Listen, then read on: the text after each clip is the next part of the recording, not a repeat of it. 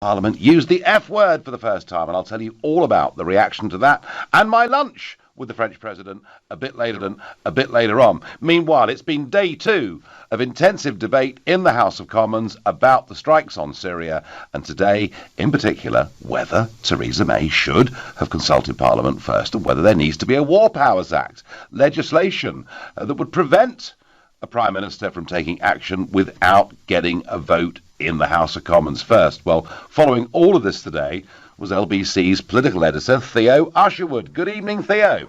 A very good evening, Nigel. It was Jeremy Corbyn's turn in the House of Commons to put down a motion demanding that any time a Prime Minister wanted to take military action, whether that be in Syria or anywhere else, that they had to come to Parliament and ask permission of MPs first. Jeremy Corbyn's point was that since 2003 and the war in Iraq, there had been a convention established by Tony Blair and seen through when it came to the last military conflict in Syria, that if Prime Minister wants to take Britain to war, then they have to ask the permission of MPs. Jeremy Corbyn told the House of Commons that he thinks that rather than having a convention, it should be enshrined in law. The former Prime Minister came to this House to seek authority for military action in Libya in 2011, Syria 2015, and in 2013 sought authorisation for military action in Syria, which the House denied. I'm sorry to say the Prime Minister's decision not to recall Parliament and engage in further military action in Syria last week showed a flagrant disregard for this convention. This was underscored by the Secretary of State for International Development, who said yesterday, and I quote, "Outsourcing that decision to people who do not have the full picture is quite wrong, and I think the convention that it was established is very wrong." I won't give way at this moment. So it seems the convention established in 2003 and in the Cabinet Manual is being tossed aside as simply being inconvenient.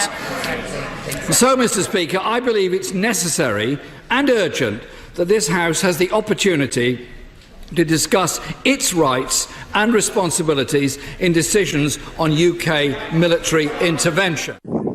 This today was, Nigel, the second opportunity, well, I should say opportunity, but actually it was a bit of a marathon for Theresa May as she took questions from MPs in the House of Commons. The nub of her argument was very simple. The Prime Minister needed the right to order military action when he or she seems fit. There are situations, not least major deployments like the Iraq War, where the scale of the military build-up requires the movement of military assets over weeks, and where it is absolutely right and appropriate for Parliament to debate military action in advance. But that does not mean it is always appropriate. It therefore cannot, and I'm going to make some progress, I'm afraid, it therefore cannot and should not be codified into a parliamentary right to debate every possible overseas mission in advance. I will just make a little more progress and then for as the exception makes clear, there are also situations where coming to Parliament in advance would undermine the security of our operations or constrain the ability of our armed forces to act quickly and decisively. In these situations, it is right for the Prime Minister to take the decision and then to be held accountable to Parliament for it. Now, last week, Nigel, there was widespread disgruntlement on the Conservative backbenches at the prospect that Theresa May might order military action without going to Parliament to ask permission to do so. But Jeremy Corbyn's stance over the last couple of days, trying to make it law, of his apparent willingness to side with Bashar al-Assad's opinion that, well, there are questions about whether chemical weapons in Syria in the first place.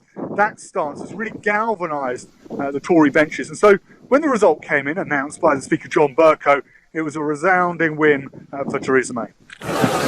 The ayes to the right, 317. The noes to the left, 256. So the ayes have it. The ayes have it. Unlock. Now, the interesting figure in all of that... Can we assume then, in this case, that quite a lot of Labour MPs didn't vote? That was, quite a lot didn't vote, and quite a lot voted with the government on this, and that's going to be how it shakes down. Around 40 or so Labour MPs will have voted with the Conservatives, because of course you have to account for that number, that Labour number 256, is actually including members of the SNP and Liberal Democrats as well. It would be much lower if Jeremy Corbyn didn't have their support. So the splits tonight much more in the Labour Party on this issue than within the Conservative Party. Yeah, lovely. Theo, thank you very much indeed for that full run-through of today. Well, you've heard the arguments, and Jeremy Corbyn, I have to say, arguing very passionately. Mind you, you've got to remember that he does have a bit of history on this. I mean, he's opposed virtually every single war since he's been alive. He is a genuine pacifist. Doesn't make him a bad person. That is his position. I, for my own part, I've been very critical of these strikes in Syria. I'm really not sure what we're trying to achieve. But personally, I think the Prime Minister needs to have the ability to take military action as and when he or she sees fit. They ultimately, of course, will be held to account afterwards by Parliament and ultimately at a general election. In all forms of warfare, in all forms of military action, the most important element is surprise. And you can't get that if you debate and vote on it in Parliament. So tell me what you think. Do you want Parliament or the Prime Minister to decide on military action?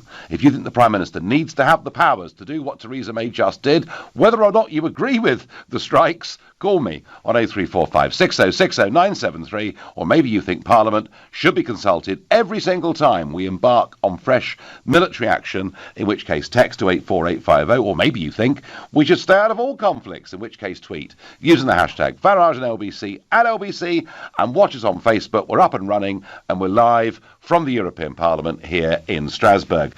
Let's go to Phil, who is calling from Swansea. Good evening, Phil. Oh, good evening, Nigel. Which argument persuaded you, Phil, today? Well, I think that we should stay out of it, certainly in this case. I'd pick you up on the point you made just now about being uncertain what the objectives were. Can I just draw attention to the fact that it's a sort of case of overkill, wasn't it, in the number of missiles that were used in these attacks? And, the number of missiles, I've forgotten the actual figures, but I'm sure... About 105, Phil, we used. And this time last year, when Trump did it, without us, when Trump did it in April last year, it was about 60. So it was nearly double the numbers we used. Can I give you the reason which I believe was the reason behind all this excessive force? The reason, I think, was that the objective wasn't simply to disable these facilities. I think the objective was to utterly and totally annihilate them, and along with it, destroy any evidence which might indicate the true purposes of these facilities. In the Damascus one, for example, you had an employee of the site which was devastated, stating that in an interview that the site was used for nothing more sort of sinister than the development of pharmaceuticals.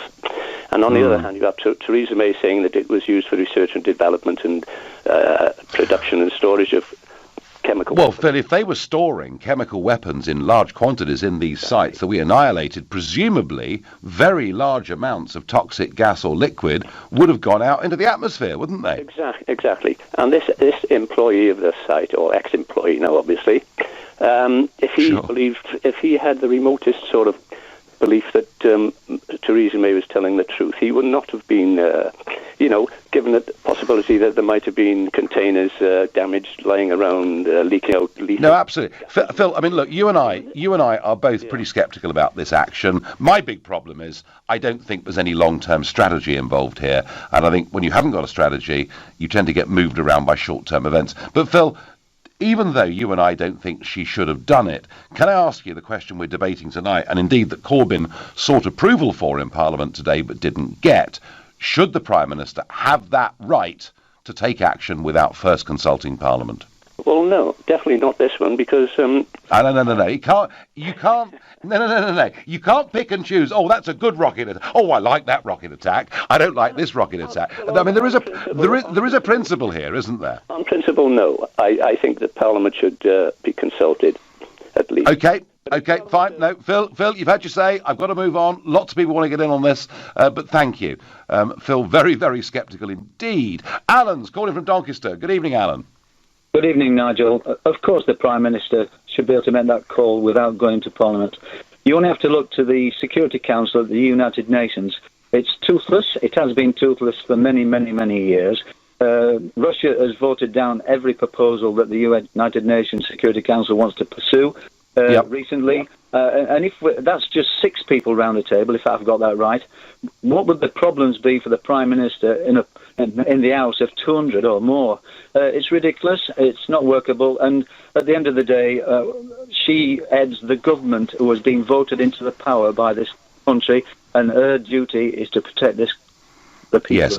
Yeah, under the royal prerogative, that's absolutely right. The primary duty, of course, of government is to protect the people and the country.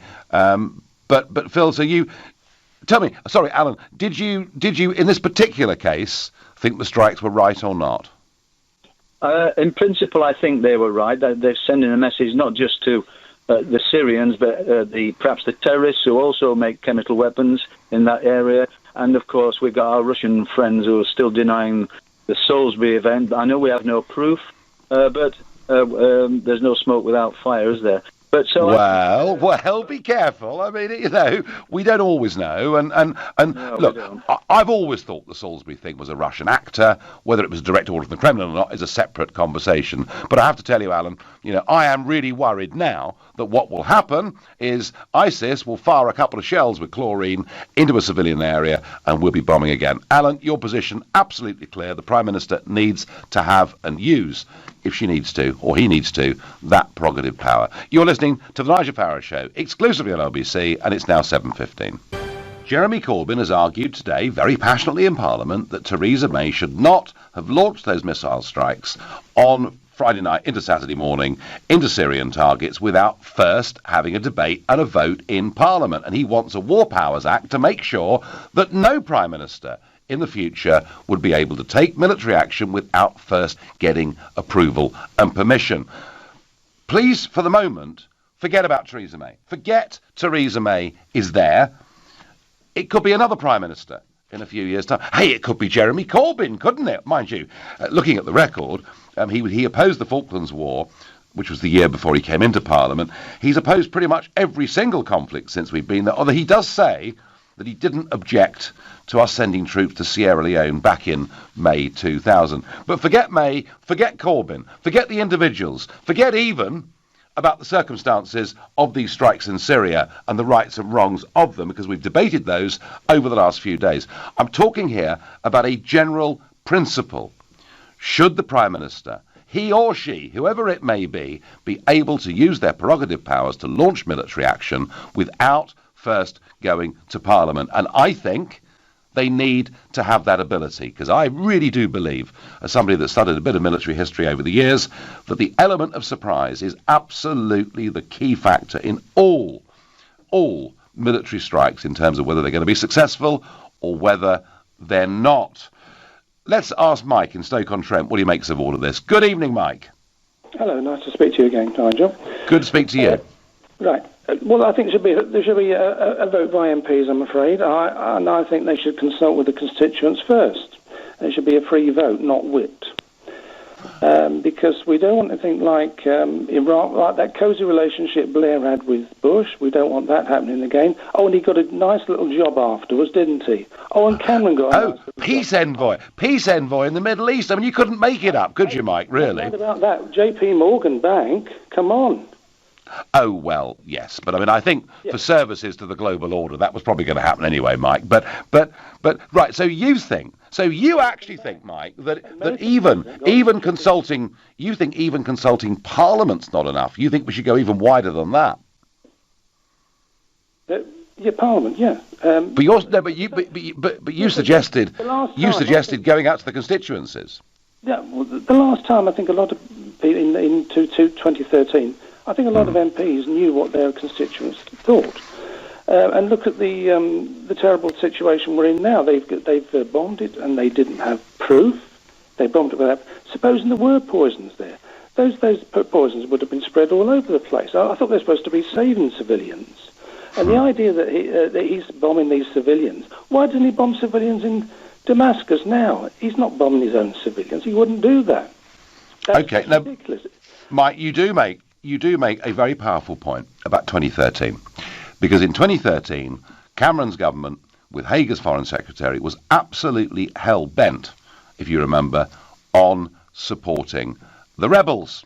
And we would have given them money and given them arms. And you are right that, in fact, there was a big, big wave of public opposition to this.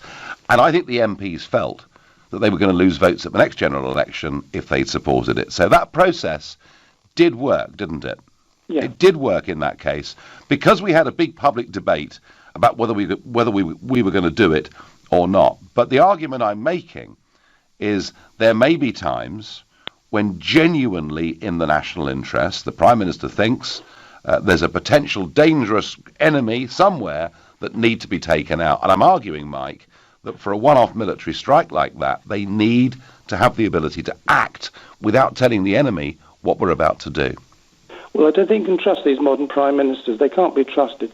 Wilson could stand up to the Americans. He said no on Vietnam. He did. Prime ministers are complete puppets of the United States these days. And by the way, Nigel, just let me get one little thing in here. I've got to be on. Media, I think the media has been absolutely appalling in its warmongering. And by the way, what about this Julia Skripal? Where's she gone? Where is she? Well, do you know what? It's a very good question, because no one knows where she's gone. She's said to be well. There've been no interviews given. She won't even meet the Russian ambassador. Well, maybe there's a reason for that. No, listen, you pose a very good question, Mike. Mike, I thank you. Chris says, by text, it must be with the Prime Minister, and I have to applaud Johnny Mercer MP, a former military officer, who basically said, you do this, you hamper the armed forces more. And I would add to that you hamper the armed forces, the more you hamper the PM. So Chris, feeling strongly. Nigel, I agree that the PM should be able to deploy troops if we as a country are at immediate risk of harm. However, in this instance, the Donald told the Syrians and Russians days in advance that the missiles were coming. I know. On balance, I think she should have sought prior approval. Okay, yeah, well, actually, in this case, she could, of course, have convened Parliament for Friday. There's no reason why that could not have been done. And I do take your point. The Donald did say the missiles are coming and they're, what was it, smart, shiny and new, or something like that. So, yeah, this one was flagged very heavily in advance, which is probably why very few, was it 3 people, were killed or injured as a result of these strikes. Joe feels even more strongly and says, I want the government to remember we have a Ministry of Defence, not attack. Syria was no threat. We should have kept out of it. Yeah, that's back to the previous debate. Let's ask Omar in Stoke Poges. Omar, if you'd been there today in the House of Commons, would you have voted with Jeremy Corbyn on this? Definitely not. This isn't some sort of social or economic policy. This is national security, the defence of our nation. Countries like Russia are menaces to us. They're menaces to us, world peace, and their neighbour. There are 2 things we can do. Retreat within our borders and argue with ourselves, or we can actually stand up to them and exert our influence and stay a relevant power in today's world. Yes, we can stay a relevant power, Omar, by intervening militarily, but of course it's quite possible that there are times in life where military intervention could make a situation worse, not better. I mean, I refer you to Libya, which, by the way, was debated by Parliament. Only 12 MPs opposed it, which I found stunning. I mean, Omar, would you agree with me that Libya is worse now than it was back in 2012? I would agree with you when I say it's worse now. However, there are some cases where military intervention is a necessity, and military intervention also comes with its secrets, which you can't hand out to the public. When the MPs vote on whether to do strike or not, they won't be able to be informed of all the details, because some of them will be secret. Next, they'll be saying upload the location of secret military bases and submarines to Facebook. Yeah, no. Omar, I get the point. Secrecy, the element of surprise, these things really matter. It is about national security, and that is the Prime Minister's job. And I'm generally on that side of the argument. Thank you. George is calling from Croydon. Good evening, George. Hello, Nigel. Yeah, as soon as you just made the point about Libya, I'm going to make a slightly different point. I just want to point out that every nation and every religion, organised religion, doesn't matter what it is or who it is, whatever the institution is throughout history, it appears to me that every one of them is ever so busy looking for evil outside itself. They want to point at something and call it evil, and nobody ever looks at themselves and finds the wickedness therein. Therefore, it strikes me it might be a very good idea if Jeremy Corbyn was made Prime Minister, got rid of all our weapons, because if he did, no one would attack us. Because if he said, we want world peace, we're getting rid of everything, who could possibly attack you if you did that? They'd have no pretext for doing it. Well, somebody that wanted your territory, George. George, that would be madness. If we unilaterally threw away all of our defences in a world like this, knowing what human nature is, I mean, that would be an act of total insanity, surely. Well, you may be right in a world that's basically run by competing mafias, Nigel. But in the end, that's the only kind of world that's going to survive. Because, but George, do we come on. have to go through World War III before we actually get a global disarmament and people actually grow up and stop seeing evil outside themselves and address the evil within? This country here has been right at the forefront of attacking all these Middle Eastern countries for the last 15 years. We are not the good guys, Nigel. I've had enough of it. I'm sick. There's a lot of soldiers in this country who've been over there, have come back and hate their government because they see themselves fighting alongside the Al-Qaeda people we're supposed to be actually fighting, and they don't like it, Nigel. They don't like it one little bit. No, George, I agree with that. I do agree. I agree with many of the things that you've said. And it's, of course, very convenient for governments all through history to find evil outside and to point the finger in an effort to unite people around the leader. Indeed, you could say that Theresa May has enjoyed a much higher status in Britain and the world since she talked tough on Russia and sent missiles into Syria. It doesn't, of course, always mean that it's the right thing to do. But George, the idea, rather like communism 100 years ago, that we're all, or even European federalism, the idea that somehow, humankind is going to fundamentally change, I'm afraid it's for the birds. But I love the passion of that phone call. Well, in a minute, I'll tell you about an MEP, French MEP, using the F word and President Macron's reaction. But for now, you're listening to the Nigel Farage Show, exclusively on LBC.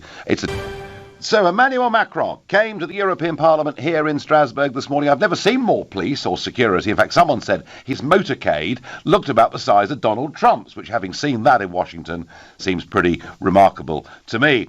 He spoke actually at some length. He's a passionate pro-EU supporter.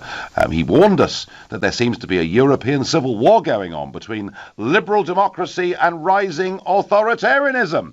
And he thinks those of us that support nation states are the authoritarians, not the other way around. I think he's got it all the wrong way around. But hey, he called for the European Union to have more taxes of its own, to have more money, to have more power. He called for sovereignty and democracy to move to an EU level. All of which is great. And they all cheer. They love him here. They absolutely love him. In fact, he's almost the last hope they've got, because if you look at the elections a few weeks ago in Hungary, 70% of people voted for parties that actually want the nation state to be the important unit, not the European Union. And hey, look at what happened in Italy and elsewhere. But it was all going swimmingly. Now, normally, I would have spoken in this debate as a group leader, but I gave way to a guy called Florian Philippot, who's an MEP, who now leads a small French party, which I guess I'm going to call the French UKIP. And this is what he had to say. Make sure that French people have their freedom, their choice. I think it's, worth more than some kind of getting together with Brussels, getting together with Berlin. After all, our nations are civilizations. We are brilliant civilizations. Will always be much, much better than any European treaty. So yes, let us leave the European Union. Let us enter into the world. And, Mr. President, if this prospect doesn't please you, well, then I suppose you could always move back to the European Commission, perhaps be recruited by Goldman Sachs or something like that. I think you would just be moving up in the echelon. So long live Frexit and long live Free France. Brexit. Frexit, the F word. I'd never, ever heard the F word. I'd never heard Frexit used in the European Parliament, and you may have heard bits of applause there from the people around him. Believe you me, on the other side of the room, there was a lot of booing, and a very angry Macron later on shot back and said, well, if that's how you feel, why are you sitting here at all as an MEP? The kind of thing they used to say to me. After that, there was a lunch, and I went to the lunch, and I was introduced to President Macron by the President of the European Parliament, and he said, well, this is Nigel Farage, the enfant terrible of the European Union, to which President Macron said, I know. He speaks very good English. He was very charming and very nice, and lots of people thought that it was really rather funny that we were sitting around the same table, given that we are probably the two completely opposite ends of the political spectrum when it comes to the European Union. It's a point I've made before. Just because you have completely different opinions to someone doesn't mean you actually have to be rude or vile or hate each other. And that actually is how a proper democratic system ought to work. So back to the Corbyn resolution today. It didn't pass, but he really does want a War Powers Act whereby no British Prime Minister could go into fresh military action without first having a debate and a vote. And I just don't think that's practical. I just think the element of surprise is something that a Prime Minister needs to have to defend the national interest. And I'm not cheering for what happened in Syria on Friday night, Saturday morning, but I believe the Prime Minister has to have that power. Gary says by text, sometimes a rapid definitive response is needed. To bow down before MPs in some cases could be disastrous and a perfect tool for the enemy to defeat us before we even make it to the field. Nigel, if Parliament gets to vote on all military actions, who is held accountable for that action? RE Syria not taking action against a chemical attack would have been ridiculous after Salisbury.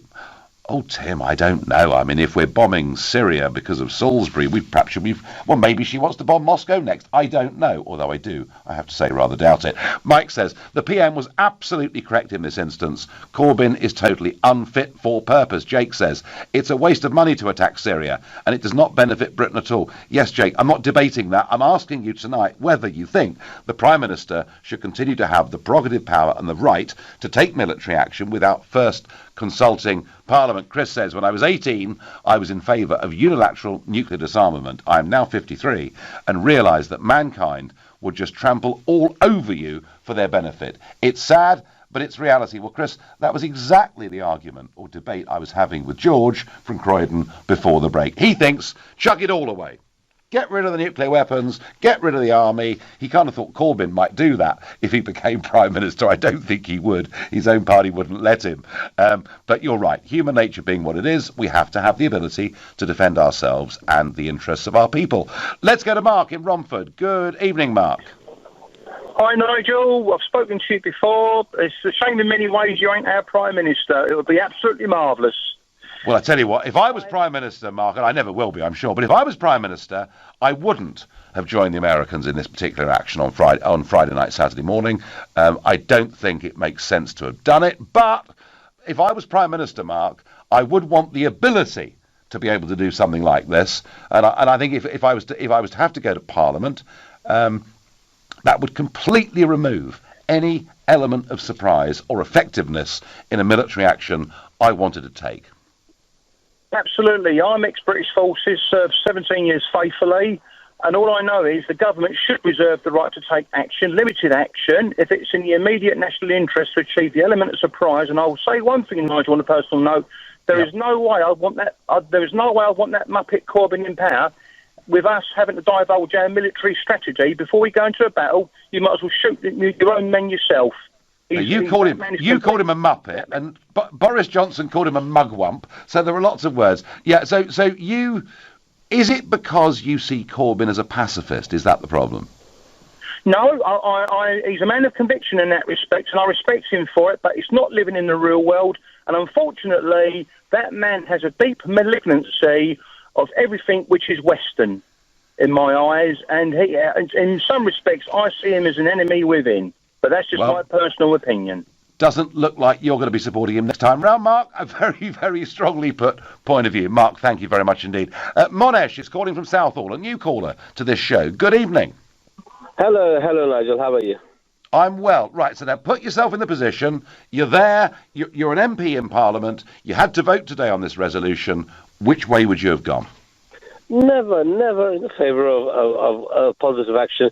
We've been through this before.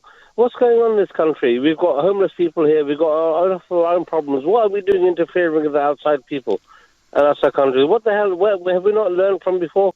Nigel, you tell me.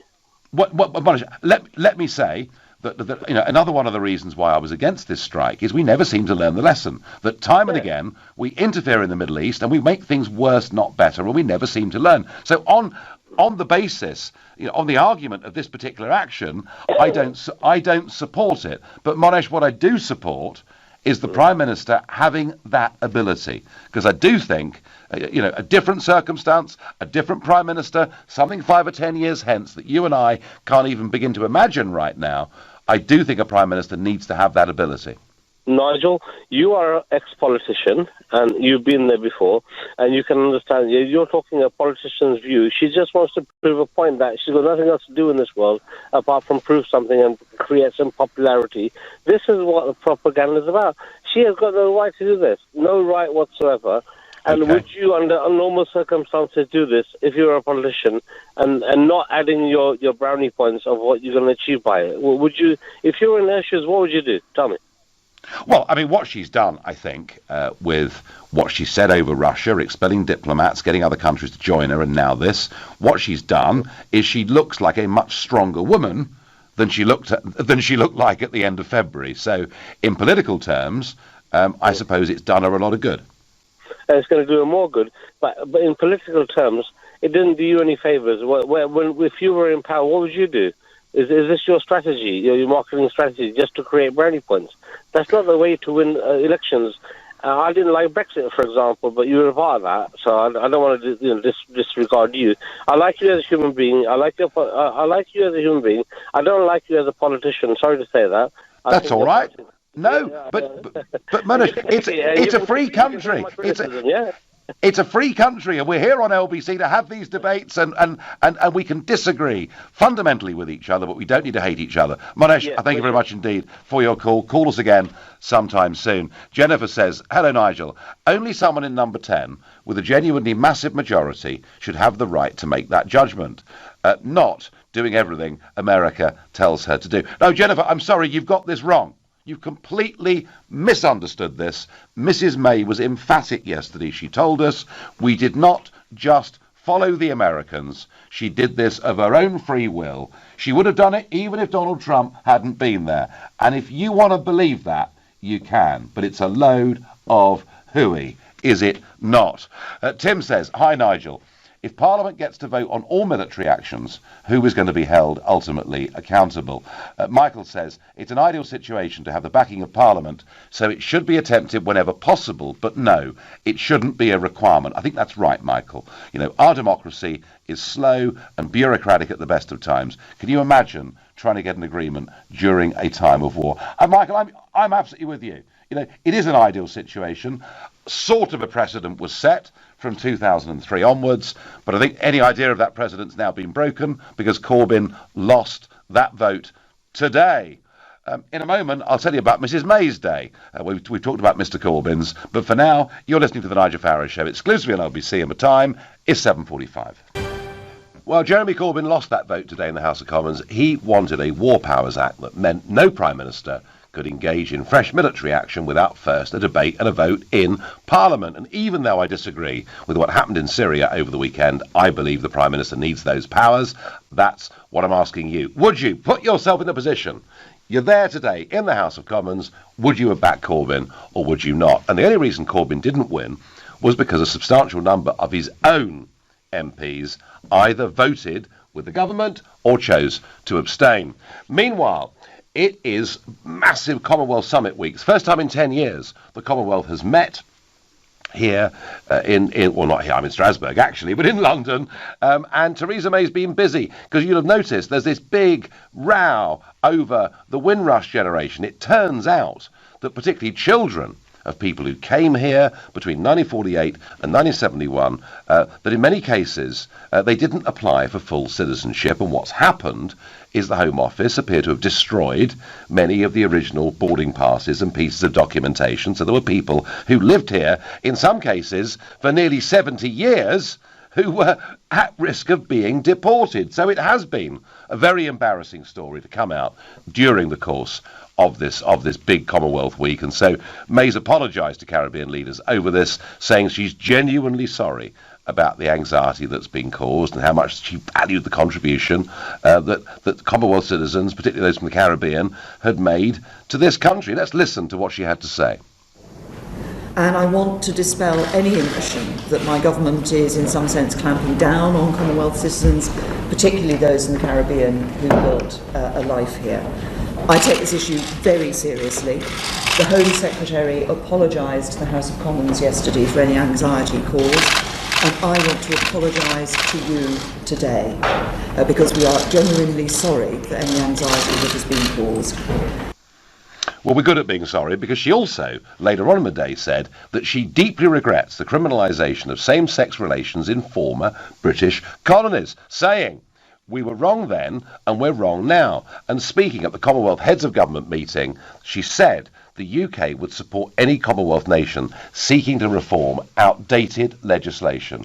"I'm all too aware that these laws were often put in place by my own country," said Mrs May.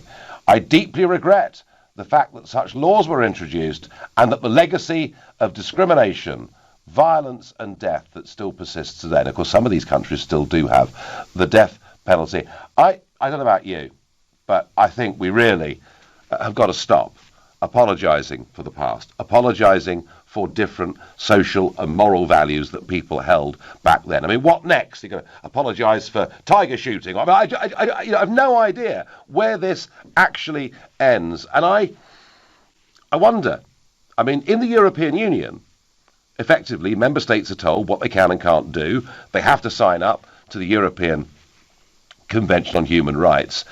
Is Mrs May trying to politicise the Commonwealth? Is it a club that could develop into one of close relations and trade?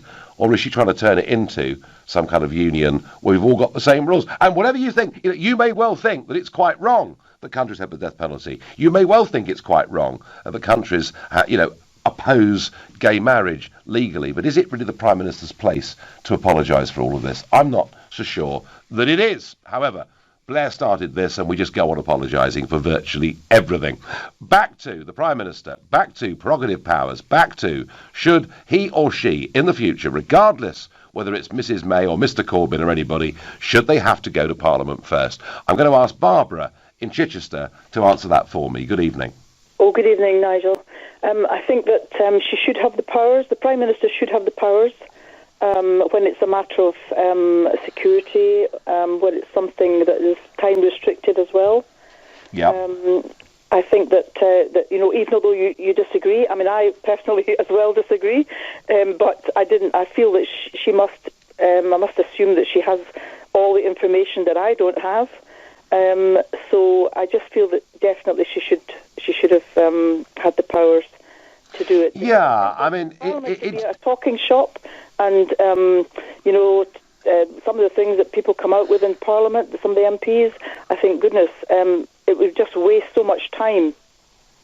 Well, we could, she could, if she'd chosen to, have called Parliament on Friday to meet, have a one-day debate and a vote. She could have done that.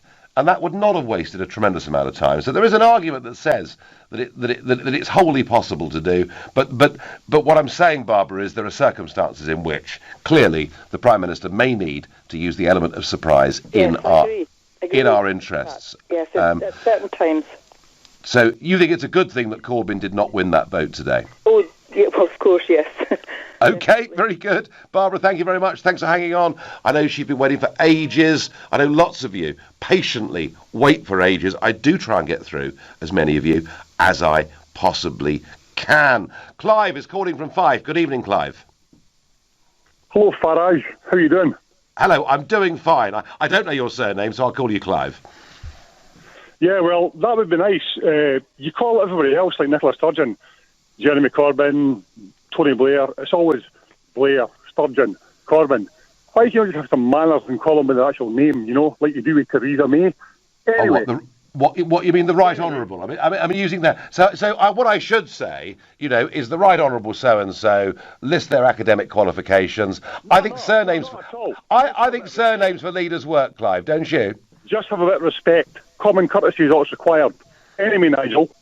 Do you mean the same kind of courtesy and respect they've shown me over the years? Nigel, you've probably got deserved exactly what you deserved. Oh, I see. Oh, I get it. So they can be abusive to me, but in return, I have to use their full titles, Christian names, and surnames. Nigel, you're not an MP. You don't represent anything anymore. Yeah, I don't know. I don't know what you do actually. But anyway, do you want actually, Clive, I'm sorry to really... I'm going to try and ruin your evening because you're trying to ruin mine, so let's have some fun with this. Actually, I'm sitting here, Clive, in the European Parliament as the leader of the biggest group from the United Kingdom because we won the European elections back in 2014. So how's about that, then? Yeah, sitting there just ready to lift your pension for an organisation you completely detest and winning your bills. Just like the SNP. Just like the SNP, Clive, who've been going to Westminster, and Alex Salmond's going to have, 30 years of pension? That's kind of how it works. Anyway, Clive, let's move on, because otherwise people might get bored with our spat. Do you think, that, had you sat there today, would you have supported Corbyn on his proposal? I would have supported Jeremy Corbyn, yes. I think if we have been attacked directly, we should retaliate, then discuss it later. We've not been attacked by anybody that anybody can prove anything against, that we stand up in a court of law. Nobody's attacked Britain, nobody's attacked the UK, nobody's attacked Europe from Syria or Russia. No. Prove it. Now we are sending our troops, spending our money that could be spent on saving the NHS, protecting the troops that are sleeping rough because the country doesn't care about them. We are spending that money attacking an ancient, proud, sovereign nation, the cradle of humanity, if you like, Babylon, blah, blah, blah, because we need to keep cushy with Donald Trump because we're so desperate for trade deals that we're not going to get after the disaster that is Brexit. Oh, right. So apparent. Show me one shred of proof that the Russians done anything in Salisbury. Show me one shred of proof that there's been a chemical attack in Eastern Ghouta. Show me. Okay, no, Clive, believe you me, your scepticism is not alone. Thank you so much for your phone call. It was an absolute delight, nearly all of it. Anna is calling from Tooting, and she's a new caller to the programme. Good evening, Anna.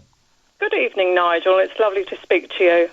Oh, gosh, you're a bit politer than Clive was, but there we are. So, well, it makes the world go round to be... I think he just rang for a punch-up, didn't he, really? But hey, So, Anna, come on. You were sitting in... Imagine you were in Parliament today. Or something. Yeah, I'd like to say, Nigel, I support Mrs May entirely in what she did.